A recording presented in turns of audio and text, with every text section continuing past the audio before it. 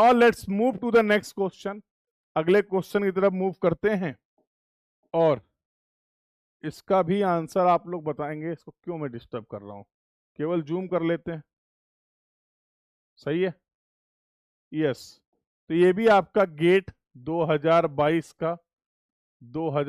का 1 मार्क का प्रॉब्लम है। ये भी एमसीक्यू है।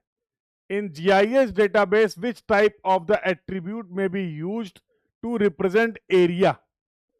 एरिया को रिप्रेजेंट करने के लिए कल हम लोगों ने जीआईएस डेटाबेस की बात की थी। In the last class we have discussed about the GIS database. तो जीआईएस में डेटाबेस में एरिया को रिप्रेजेंट करने के लिए क्या करते हैं? Nominal, interval, ratio, ordinal. क्या आंसर मार्क करेंगे बोलो भाई? तो एरिया को अगर आप मेजर करते हैं, area is the quantitative measurement, yes और नो? हाँ,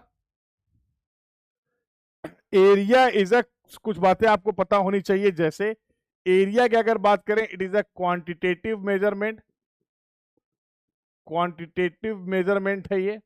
इसको रिप्रेजेंट करने के लिए एक तो टर्म होता है ट्रू जीरो। ट्रू जीरो का मतलब क्या? No area. जीआईएस अगर डेटाबेस की बात करें तो जीआईएस में आप एरिया को रिप्रेजेंट कर सकते हैं इन the form of true zero. मतलब ट्रू जीरो का सिग्निफिकेंस क्या है? कोई भी एरिया नहीं है, जीरो एरिया है। दूसरा होता है इनके मीनिंगफुल। मीनिंगफुल कंपैरिजन के फॉर्म में भी, मीनिंगफुल कंपैरिजन के फॉर्म में भी आप डेटा को, एरिया को रिप्रेजेंट कर सकते हैं। जैसे twice of the area, half of the area, these are the meaningful comparison. तो अगर मैं इसका एग्जांपल आपको बताऊं, जैसा मैंने बोला, for example twice of area, half of area, और इन्हीं को, इसी तरीके को आप बोलते हैं, वी आर रिप्रेजेंटिंग और defining the area in the form of ratios. In the form of ratio, these are the ratio. दो अलग अलग एरिया के रेशियो ही तो हैं, यस और नो? तो yes, based on this explanation, इस एक्सप्लेनेशन के बेसिस पे we will go with the option C as the correct answer for this question. Clear है सभी को?